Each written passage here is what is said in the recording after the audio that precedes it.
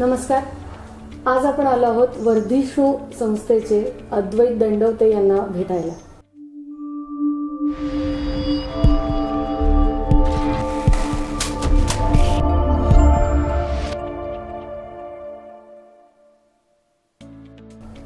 Jalgaon next gen सिरीजमध्ये आज आपण त्यांच्याशी गप्पा मारणार आहोत.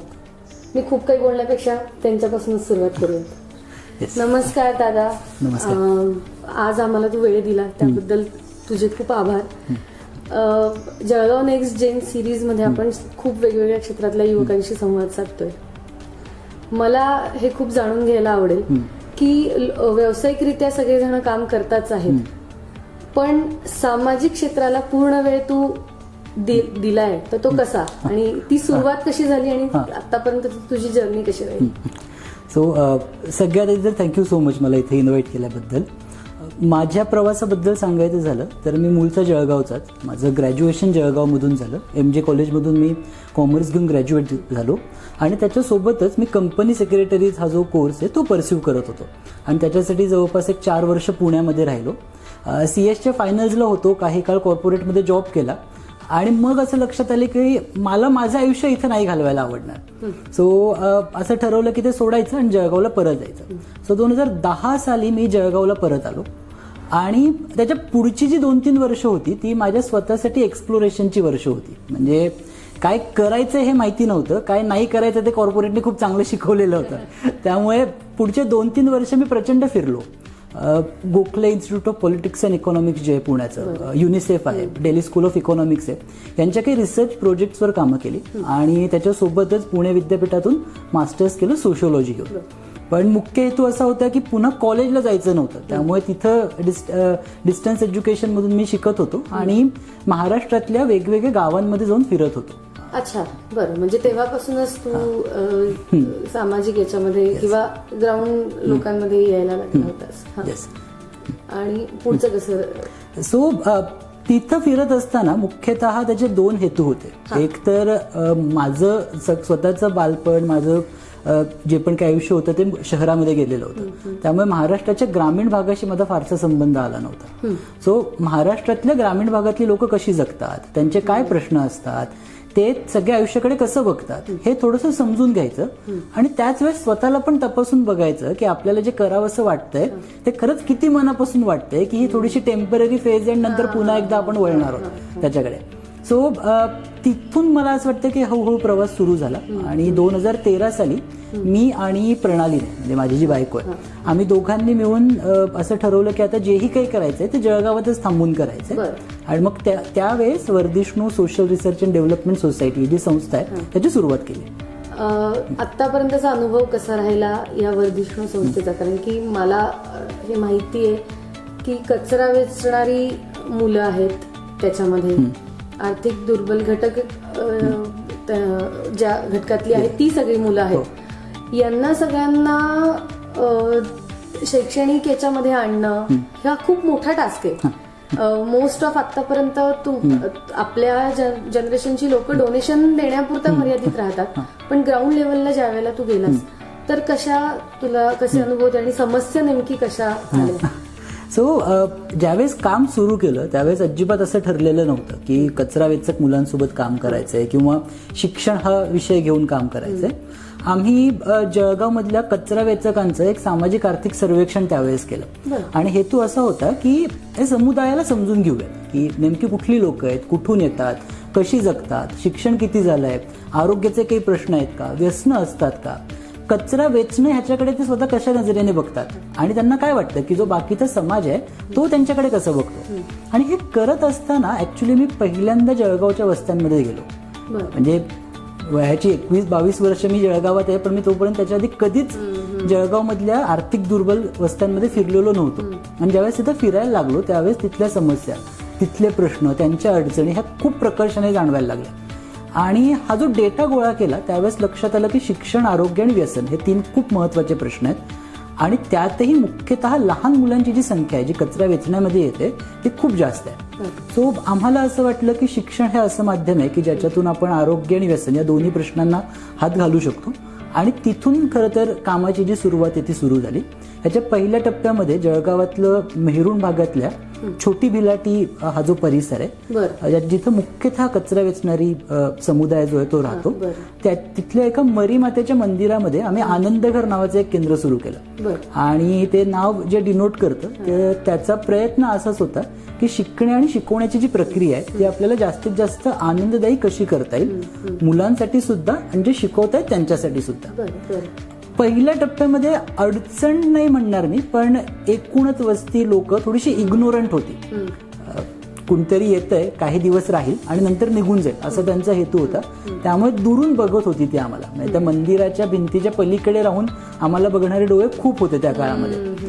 पण जसं जसं तिथे राहायला लागलो, तिथं जास्त काळ आम्ही घालवायला लागलो, तसं कुठं कुठं तरी ती दरी कमी झाली आणि लोक यायला लागली. त्यांच्यापर्यंत फक्त अशी लोक येतात की त्यांना काहीतरी देऊन जातात आणि ती चालली जातात.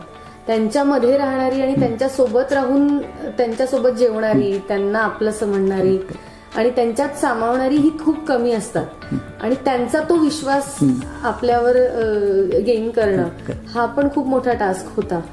तर या याच्यामध्ये तुझे अनुभव वैयक्तिक कसे होते, की किती त्यांना समजून घ्यायला किंवा किती हे करायला वेळ लागला तुला? मी एक छोटासा अनुभव सांगतो की आनंदघराची सुरुवात झालेली होती आणि एक वस्तीतला छोटासा मुलगा पळत पळत आमच्याकडे आला आणि आम्हाला म्हणाला की दादा पटकन घरी चला, माझे वडील आईला खूप मारतायत. सो युजली आम्ही घरच्या भांडणांमध्ये नाही पडत, पण तो ज्या पद्धतीने आमच्यापर्यंत आला आम्हाला असं वाटलं की गेलं पाहिजे. सो आम्ही तिथं गेलो. तोपर्यंत ती व्यक्ती घरातून निघून गेलेली होती. घर पूर्णपणे इकडचं तिकडं फेकलेलं होतं, पाण्याचे माठ फोडून टाकलेले होते, भांडी इकडे तिकडे फेकलेली होती. त्या ताई रडत होत्या आणि त्यांची एक 7 वर्षाची 8 वर्षाची मुलगी त्यांना बिलगून बिलगून खूप हमसून रडत होती. सो आम्ही तिला म्हटलं की बेटा तू एक काम कर, तू आनंद घरात जा, आम्ही थोडंसं आईजवळ थांबतो आणि तिच्याशी बोलतो म्हणून. ती सोडायला तयार नव्हती. आणि मग थोड्या वेळानंतर आम्ही तिला म्हटलं की का करत नाहीये. तर तिने तिचा हात उघडला. तिच्या हातात चिठ्ठी होती. तर ही नुकतेच शाळेत जाणाऱ्या 8 वर्षाच्या मुलीला तिच्या आईने तिची सुसाईड नोट लिहायला सांगितलेली होती. तर वस्तीमधलं वास्तव काय असतं याच्यासाठी दुसरं उदाहरण मला नाही वाटत कुठलं असेल म्हणून. प्रचंड हिंसा, प्रचंड अस्वस्थता आणि समाजाकडून आणि वस्तीत सुद्धा प्रचंड हेटाळणी असंच मुख्यतः मुलांच्या आयुष्यात येतं. आणि अशा वेळेस त्यांना अशी एखादी ज्यावेळेस व्यक्ती मिळते की ज्याच्याकडून त्यांना तो प्रेमाचा ओलावा मिळतो, तो आधार मिळतो, अनुकंपा मिळते. मी सहानुभूती नाही म्हणणार, अनुकंपा म्हणेन, कंपॅशन मिळतं. त्यावेळेस मुलं खूप पटकन मोकळी व्हायला लागतात आणि मग ते त्यांच्या स्वप्नांबद्दल बोलायला लागतात. कारण की तोपर्यंत त्याच्या आधी कोणी विचारलेलंच नसतं की काय आहे म्हणून. आणि मला असं वाटतं की हे नातं ज्यावेळेस तयार व्हायला लागलं, म्हणजे शिक्षक आणि विद्यार्थी न होता मुलांचे मोठे ताई दादा ज्यावेळेस आम्ही बनायला लागलो, त्यावेळेस गोष्टी खूप पटकन पुढे सरकत गेल्या. आणि मग आता आपलं काम कसं चालू आहे आणि या 9 वर्षातलं किती बदल झालेत सगळ्या याच्यामध्ये? आणि त्या मुलांना फक्त काही गरजा आपण देण्यापुरताच नाही, तर त्यांची मानसिक पद्धत आपण समजून घेणं त्यांना आणि त्यांच्याशी तो संवाद साधणं, त्यानंतर त्यांना आपलंसं करून घेणं. त्यांना त्यांच्या घरातली परिस्थिती खूप वेगळी आहे आता, पण इथे आल्यानंतर त्यांना त्या ह्याच्यातून बाहेर काढणं, याच्यातले तुला कसा फरक जाणवतो आत्ताच्या याच्यामध्ये? सो मी पहिल्यांदा थोडंसं बदलाबद्दल बोलतो की आनंद घरामध्ये आमचा प्रयत्न असा असतो की मुलांना शिक्षण जे ते 4 भिंतीमध्ये न ठेवता त्याला मोकळ्या वातावरणात घेऊन जावं. त्यामुळे मुलांच्या भावविश्वातल्या जे वेगवेगळ्या गोष्टी आहेत, मुलांचं जे दैनंदिन आयुष्य आहे त्याला आम्ही शिक्षणामधून कसं त्यांच्यापर्यंत पोहोचवता येईल याच्यासाठी प्रयत्न करतो. मग आता सोपं उदाहरण म्हणजे मुलं प्रचंड पत्ते खेळतात, दिवस ते पत्ते खेळत असतात. मग आम्ही पत्त्यांनाच एज्युकेशनल टूल्समध्ये कन्वर्ट करून टाकलं. मुलं चिंचोक्या घेऊन 4-8चा खेळ दिवस खेळत बसतात. आम्ही त्या चिंचोक्याच्या खेळालाच एज्युकेशनल टूलमध्ये कन्वर्ट करून टाकलं. आणि मग ज्यावेळेस कृतीतून आणि आनंददायी पद्धतीने हे शिक्षण मुलांपर्यंत पोहोचायला लागलं, त्यावेळेस मुलं खूप पटकन आनंदघराशी जुळवून घ्यायला लागली आणि जोडली जायला लागली. तर तिथून त्या म्हणजे मुलांच्या खेळातून मुलांच्या भावविश्वातल्या गोष्टींना एज्युकेशनल टूल्समध्ये कन्वर्ट करण्यापासून ॲक्च्युली टप्प्याटप्प्याने सुरुवात झाली. 2016 साली आम्ही आनंदघराची पहिली बॅच जी आहे ती शाळेमध्ये दाखल केली. त्यावेळेस 16 मुलींना आम्ही आनंदघरातल्या शाळेमध्ये टाकलं होतं आणि सगळी पहिली पिढी जी त्यावेळेस शाळेत गेली तेव्हापासून आतापर्यंत म्हणजे 2020 सालच्या एनरोलमेंट्स पर्यंत जर आपण बोललो तर साधारणतः 350 मुलींना आम्ही शाळेमध्ये दाखल केलं. यातले 92% मुली शाळेमध्ये टिकले. गेल्या 3 वर्षामध्ये 36 मुली आमच्या 10वी पासआउट झाले आणि ते आता त्यातले काही जण हे हायर स्टडीजसाठी गेलेत आणि काही जण हे त्यांचं काम करून शिक्षण करण्याचा प्रयत्न करत आहेत. आत्ताच्या घडीला जर विचाराल तर आत्ता जळगावातल्या 3 ठिकाणी मेहरून, समतानगर आणि मटन मार्केट अशा 3 ठिकाणी आणि त्याच्यासोबतच चोपडा आणि भुसावळ अशा 2 ठिकाणी असे एकूण 5 आनंदघरं आत्ताच्या घडीला सुरू आहे. आणि इथं या सगळ्या ठिकाणी मिळून दररोज जवळपास 300 मुली जी आहेत ते दररोजचं शिक्षण घेतात. आणि मग या सगळ्यांचा खर्च किंवा या सगळ्यांचं आपण कसं मॅनेज करतो? मुख्य जो स्रोत आहे तो लोकांकडून मिळणारी देणगी हाच आहे. त्याच्यामध्ये अगदी जळगावातले काही उद्योजक आहेत, बँक्स आहेत, डॉक्टर्स आहेत, इतर प्रोफेशनल्स आहेत, आमचे काही मित्रमैत्रिणी आहेत की जे दर महिन्याला त्यांच्या पगारातून एक छोटीशी रक्कम वर्धिष्णूला मदत म्हणून दरवर्षी देत असतात.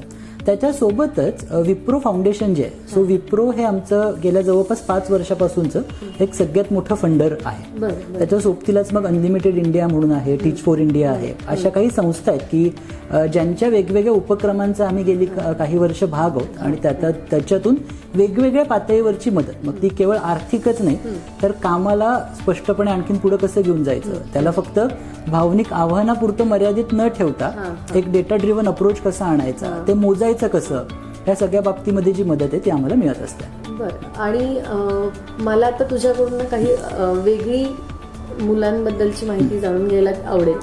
ती अशी की कुठले असे प्रसंग होते जे तुला हँडल करताना खूप त्रास झाला म्हणता येईल किंवा एक असं मनाने जाणवलं की अरे काय परिस्थिती आहे यांची, अशा कुठली मुलं होते?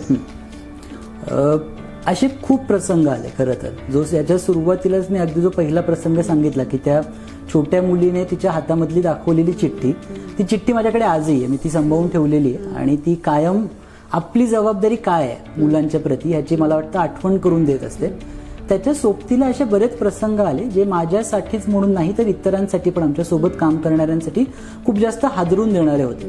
म्हणजे आम्ही जळगावातल्या एका वस्तीमध्ये काम करत होतो आणि आमचे काही एज्युकेटर्स तिथं होते आणि नवरा बायकोचे भांडणं झाले आणि त्या नवऱ्याने 10 दिवसाच्या तान्हाबाळाला जमिनीवर फेकून दिलं आमच्यासमोर. तर ज्यावेळेस अशा गोष्टी दिसतात त्यावेळेस खूप जास्त त्रास होतो. म्हणजे अजूनही एक खूप मोठा काळ जाऊ द्यावा लागणार आहे ज्याच्यानंतर हे बदल घडून येतील असं जाणवतं.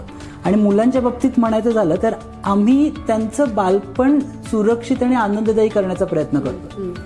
त्यांच्या ही पिढी ज्यावेळेस हे सगळं पार करेल आणि ही पिढी त्यांच्या कुटुंबाला या सगळ्या चक्रातून बाहेर काढेल त्यावेळेस मला असं वाटतं की पुढच्या पिढीचं आयुष्य कुठंतरी सुखकर असणार आहे. तर असे काही घटना आहेत. त्याच्यानंतर मला आठवतंय म्हणजे बऱ्याच वेळेस असं होतं की आनंदघरामध्ये आपण जात असतो, रेग्युलरली जातो, मुलांसोबत एक खूप छान नातं तयार झालेलं असतं आणि एक दिवस गेल्यानंतर अचानक करते की ते आदल्या रात्रीच घर सोडून निघून गेलेले आणि मग ते कुठं गेले, का गेले, कधी येणार आहेत, आत्ता कुठं राहत आहेत, हे प्रश्न त्यांच्यासोबतच निघून जातात. सो अशा घटना ज्यावेळेस होतात त्यावेळेस प्रचंड जास्त त्रास होतो. आणि मग नंतर अचानक कधीतरी वर्षभराने 1.5 वर्षांनी ती 15 वर्षाची मुलगी ज्यावेळेस गळ्यात मंगळसूत्र घालून वस्तीमध्ये परत येते त्यावेळेस जो त्रास होणारा असतो तो खूप जास्त असतो असं मला वाटतं. अजून कुठल्या असे समस्या आहेत किंवा कुठले असे प्रश्न आहे या सगळ्या घटकांमध्ये की त्याच्यावर अजूनही काम करायला हवं असं तुला वाटतं? सो वस्तीमध्ये गेलो तर प्रश्नच आहेत. हो अगदीच. आता तू म्हणाला तसं की 15 वर्षाच्या मुलीची अजूनही लग्न होत आहेत, खरं अजूनही होत आहेत. त्याकडे पण आपण पाहणं गरजेचं आहे. ती पण एक वेगळी, ती तर पुढची वेगळीच समस्या. खूप असे कुठले महिलांच्या बाबतीतले तुम्हाला काही प्रश्न जाणवले असतील तर ते कुठल्या समस्या आहेत की त्याच्याकडे अजूनही काम करणं त्यावर गरजेचं आहे किंवा काउन्सिलिंग करणं गरजेचं आहे? जो वस्तीमध्ये गेलं की प्रचंड गोष्टी दिसतात. म्हणजे शिक्षण, आरोग्य, व्यसन हे तर 3 मुद्द्यांबद्दल आपण बोललो. रोजगाराचा प्रश्न आहेच आहे. म्हणजे आर्थिक स्रोत एक कंटिन्युअस स्रोत असणं आणि तो कुटुंबाच्या गरजा पूर्ण करू शकेल एवढं असणं हे आजही वस्तीमध्ये त्याची वानवा आहे. त्यामुळे तो कायमस्वरूपी दिसणारा प्रश्न आहे. त्याच्यामुळे निर्माण होणारं सावकारीचं कर्ज आणि त्याच्या ओझ्याखाली दबलं जाणं हा दुसरा एक प्रश्न आहे. कौटुंबिक हिंसाचार आणि त्यातही मुख्यतः महिलांच्या बाबतीमध्ये होणारा कौटुंबिक हिंसाचार तो आजही आहे. म्हणजे खूप वाईट वाटतं की ज्यावेळेस वस्तीमध्ये आनंदघरामध्ये 20 वर्षे म्हणजे आनंदघराची जी मुलं आज शिकतायत तिथं त्यांच्या आयांची अशी 16व्या-17व्या वर्षी लग्न झालेली असतात, 18व्या वर्षी ते एका मुलाची आई झालेल्या असतात आणि 20-21व्या वर्षापर्यंत नवरा निघून गेलेला असतो आणि मग त्याच्यानंतर तर सगळं आयुष्य तिला त्या वस्तीमध्येच काढायचंय आणि वस्तीमध्ये जगणं हे खूप जास्त वाईट आहे, हे खूप जास्त त्रासदायक आहे.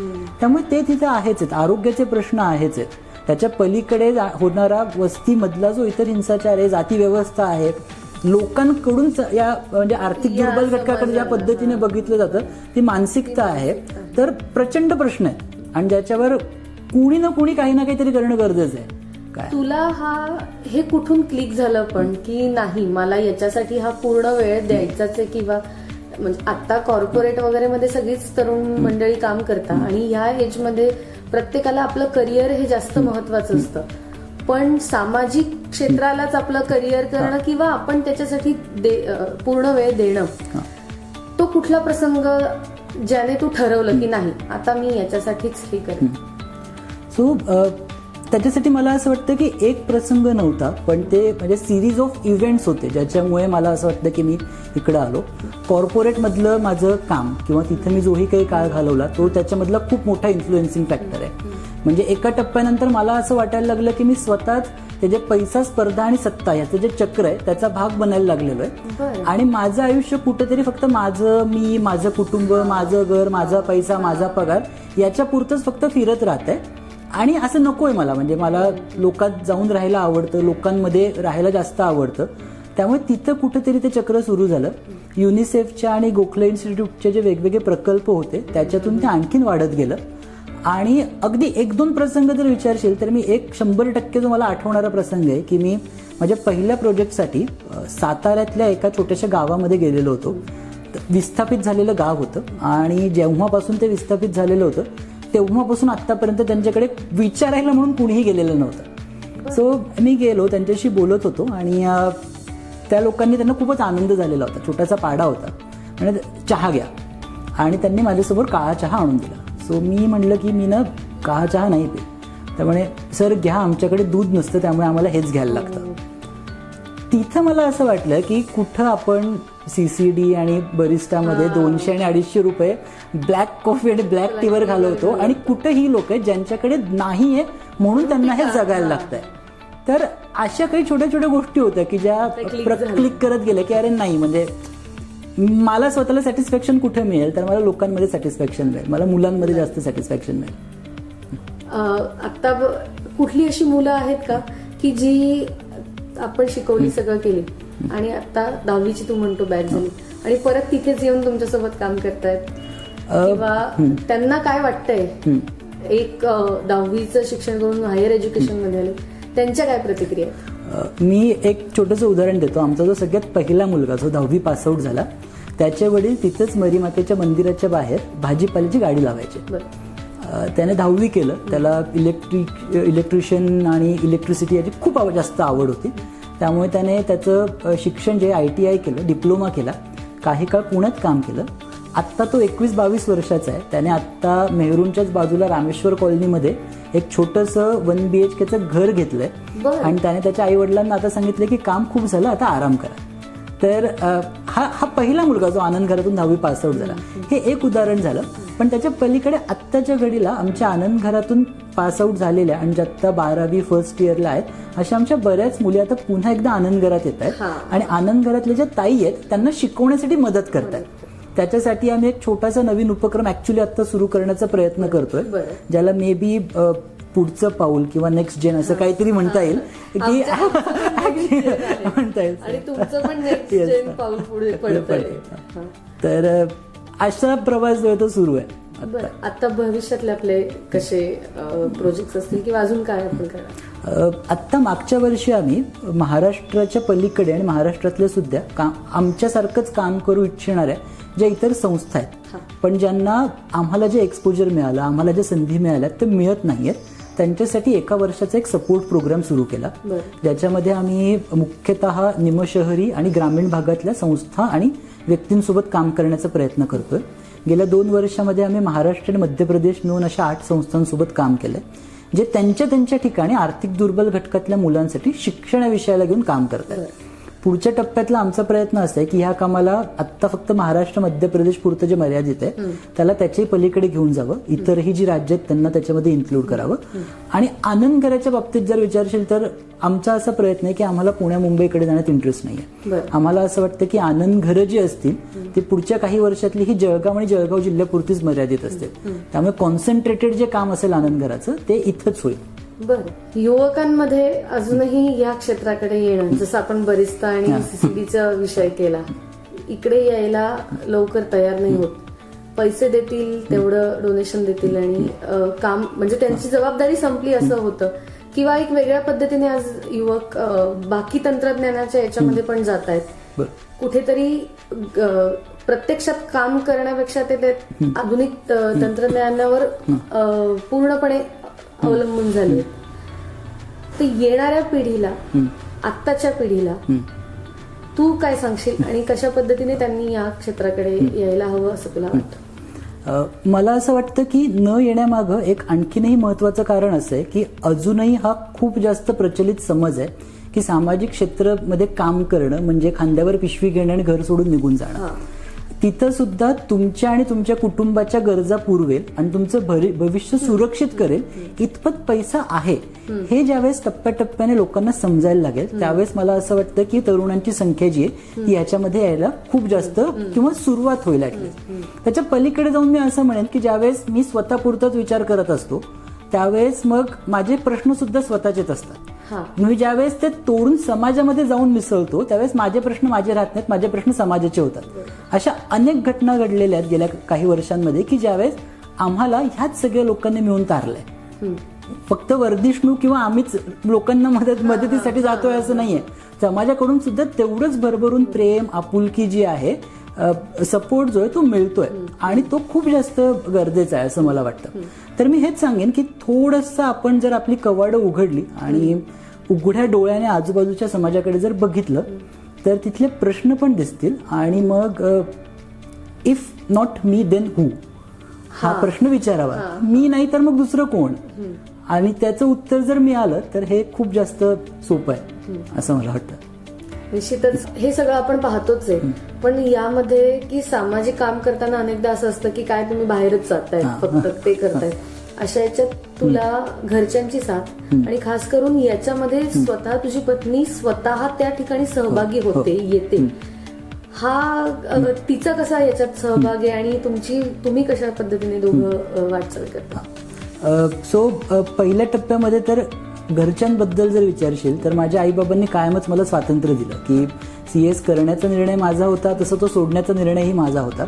सामाजिक क्षेत्रात काम करायचं ठरवल्यावर हो नक्कीच पहिला काही काळ थोडीशी भीती होती मनामध्ये, पण त्यांनी कायमच सहकार्य केलं, त्यांनी कायमच सपोर्ट दिला. आणि प्रणालीच्या बाबतीमध्ये आमच्या दोघांची ओळखच मुळात सामाजिक क्षेत्रात झाली. गोखलेच्या ज्या प्रकल्पाचा मी उल्लेख केला तर त्यावेळेस मी जळगावच्या टीममधून सहभागी होतो आणि ती धुळ्याच्या टीममधून सहभागी होती.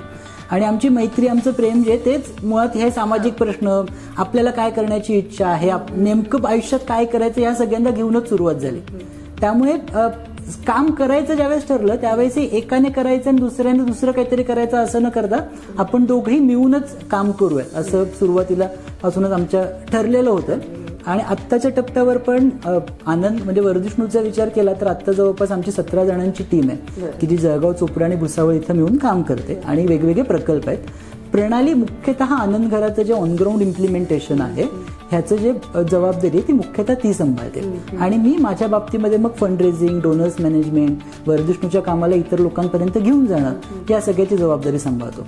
त्यामुळे आम्ही ते थोडंसं कामाची विभागणी आम्ही आमच्या एकमेकांमध्ये करून घेतली आहे, त्यामुळे फारशी भांडणं होत नाहीत त्याच्यामुळे. आणि तोच एक विषय आहे की तिचा सपोर्ट असणं आणि दोन म्हणजे नातं जे टिकवणं आपण म्हणतो, ज्याचा पण आज खूप तो पण एक वेगळा मुद्दा आहे खरं असतं की युवकांच्या नात्यांमधला, पण तिचा तो तेवढा सपोर्ट तुला किती महत्वाचा ठरतो आणि तिथे तुला सोपं पण जात असेल ना की अगदी. मुलींशी बोलणं आणि ती पण समजून घेते. ती स्वतः कामाला असल्यामुळे ती समजून घेते त्या कामाला आणि तिची काय प्रतिक्रिया असते पण ह्या सगळ्यात आणि तिचे काय पुढचे भविष्याचे स्वप्न आहेत.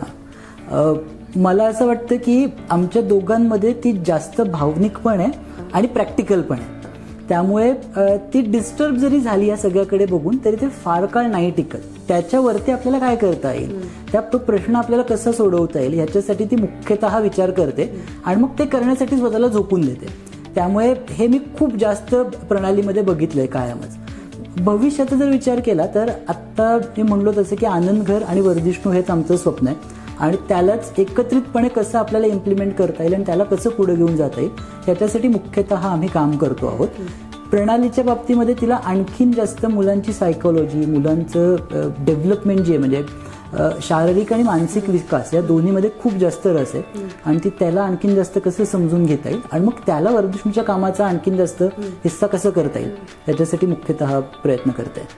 हे ऐकून अजून युवकांची कवाडं ती उघडली जातील आणि जास्तीत जास्त या अशा वेगवेगळ्या उपक्रमांशी सगळी लोक जुळली जातील ही अपेक्षा मी करते. आणि तू परत एकदा तुझे आभार मानते की तू आम्हाला वेळ दिला आणि तुझं काम आम्हाला पोहोचवता आमच्या माध्यमातून आलं याबद्दल मी तुझे आभार मानते. Thank you so much.